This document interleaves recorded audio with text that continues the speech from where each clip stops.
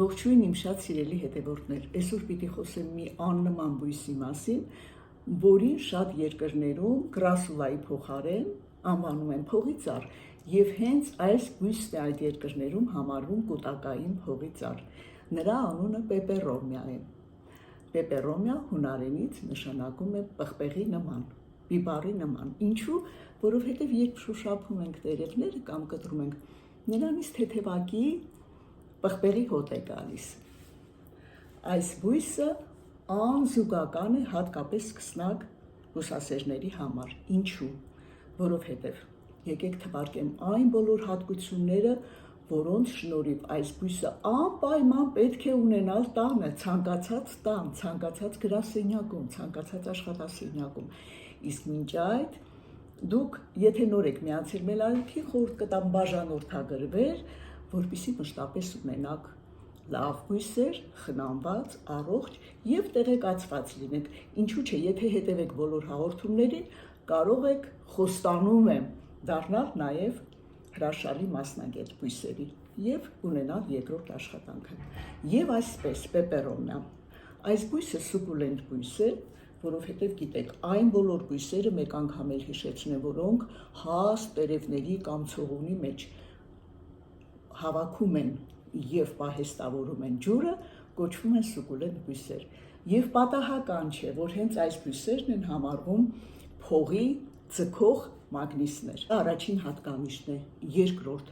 պեպերոմիան շատ հեշտ խնամվող բույս է։ Ոչ միայն հեշտ է խնամվում, այլև հեշտ բազմացվում է եւ դուք ընդհանրապես մեկ ճյուղից հետագայում կարող եք ունենալ բազմաթիվ բույսեր, նվիրել, պահել ձեր տանը, ինչու՞ չէ նաեւ վաճառել։ Երրորդ պեպերոմիան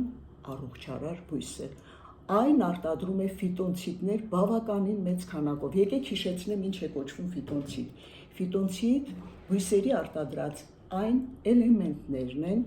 որոնք միջավայրում վերացնում են վիրուսները, սնկային հիվանդությունները, բակտերիալ հիվանդությունները եւ մնացած բոլոր վնասակար միկրոբները։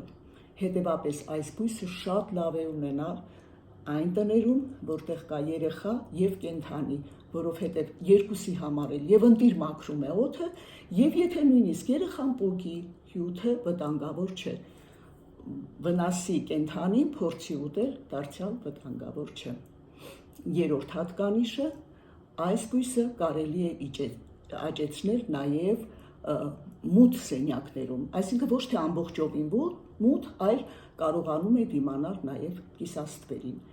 Միակ բանը, որ պիտի հիշեք, եթե այն աճում է կիսաստվերում, ջրային ռեժիմը պիտի կարգավորեք այնպես, որ արմատները չփթեն, այսինքն ջրեք ուշ եւ միայն այն ժամանակ, երբ հողը լավ չորանում է։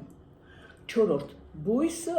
բոլորովին անտարբեր է օդի խոնավության նկատմամբ։ Եվ կարող եք ցողել, եւ կարող եք չցողել, միևնույն է, այն հրաշալի աճում է։ Հինգերորդ, ինչպես նշեցի, արտակարգ բազմանում է։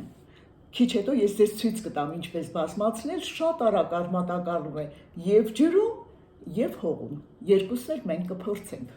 Այս բույսը հրաշալի ենթարկվում է ձևավորման եւ կարող ենք աճեցնել ոչ միայն այսպես փոքրիկ թփի տեսքով, այլև ամպելային բույսի։ Եկեք հիշենք ինչ է կոչվում ամպելային բույս։ Դրանք այն բոլոր բույսերն են, որոնց ճյուղերը կարող են ներքև իջնել եւ այն կարող եք աճեցնել նաեւ օդում կախված ծաղկամանների մեջ կամ դնել որևէ պատվանդանի մեջ եւ ստանալ գեղեցիկ թափվող բույսեր։ Ահա ինչպես։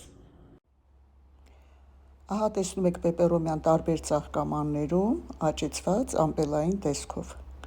Տեսեք, սա այն միջավայրն է, որը եւ աշխատակիցներն են շատ, եւ հաճախորդներ են շատ լինում, շատ մարդկանցով հարուստ է տարածքը, հետեւաբար որքան շատ պեպերոմիա, այնքան ավելի մաքուր օդ։ Դե իսկ հիմա եկեք խոսենք բույսի բազմացման մասին, ինչպես նաեւ կանդրադառնամ խնամքին, ինչպես խնամել։ Ուրեմն տեսեք, ինչպես նշեցի արդեն, բույսը շատ հեշտությամբ բազմանում է եւ հողի մեջ, եւ ջրի։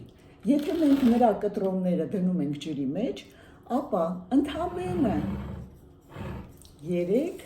շաբաթ անց կարող եք ունենալ այսպիսի հրաշալի արմատակալած բույսեր։ եւ հետագայում այն տեղադրել հողի մեջ։ Սակայն ինչպես գիտեք, ինչպես բազմիցս նշել եմ, ես սիրում եմ բույսերը աճեցնել անմիջապես հողի մեջ։ Ես սա դրել էի ընդհանրապես դիզայնի համար այս կոմպոզիցիայում, հիշում եք, կարող եք նայել հիդրոգելի մասին հաղորդում եմ արել, եւ տեսեք, ընդհանրապես մի քանի շաբաթ անց ես ունեմ այսպես հրաշալի արմատակալներ։ Հիմա հողի մեջ կարող եմ դնել եւ արդեն արմատակալած բույսը, եւ կարող ենք դնել կտրոնները։ Սրանք այն երկու փոքրիկ ճյուղերն են, որ ես կտրեցի բույսից, հիմա արմատակալեցնենք։ Տեսեք, պեպերոնիան բազմանում է նաև տերևով, շատ հեշտ է բազմանում, պարզապես նրա, ասենք, բույս դառնալու ժամանակաշրջանը շատ ավելի ձգձգվում է երկար է տևում, դրա համար ավելի լավ է կտրել մի փոքր ճյուղ, ուրեմն կտրոնի երկարությունը կարող է լինել 10-ից 20 սանտիմետր, անպայման պիտի հեռացնեք տակի մի քանի տերևը, այսպես, նորից եմ կրկնում, դա էլ կարող եք դնել արմատակալման և կարող եք պարզապես նետել։ Այս հատվածներից, այս հանգույցը անպայման պիտի լինի բույսի վրա, հողի մեջ, որովհետև հենց հիմնականում այդտեղից են առաջանում արմատները։ Ես նախապես պատրաստել եմ ծաղկամանը, փոքրիկ ծաղկամանի մեջ ենք դնում սկզբնական շրջանում, բնականաբար տակը, անցքեր, դրենաժ, այդ ամեն ինչը արված է, մատիկով այսպես անցք ենք անում և տնկում։ Նվիրելու բույս է, դառնում արդեն կամ բարեկամներիս, կամ ընկերուհիներիս։ Ես էլ այսպես։ Երկու տերևը լրիվ բավարար է, տեսեք, եթե մենք ուրիշ դեպքերում տերևներն էլ ենք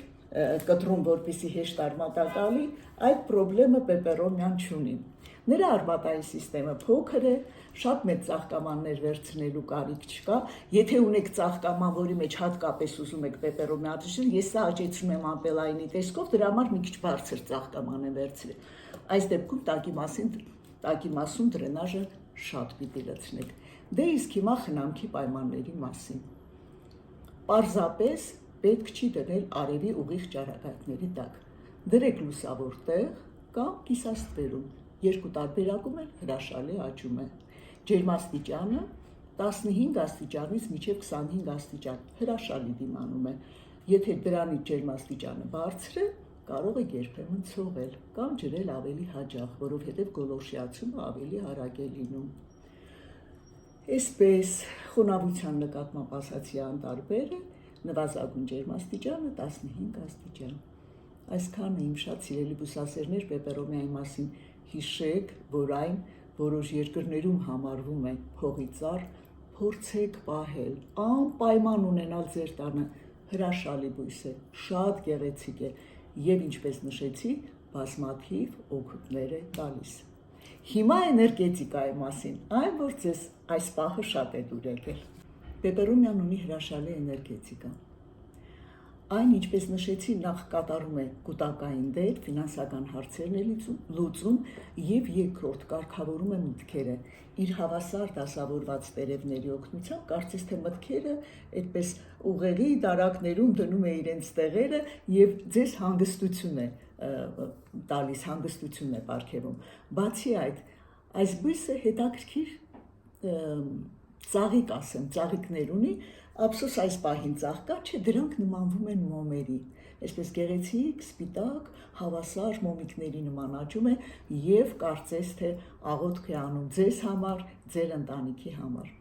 Այսքանը սիրելիներս,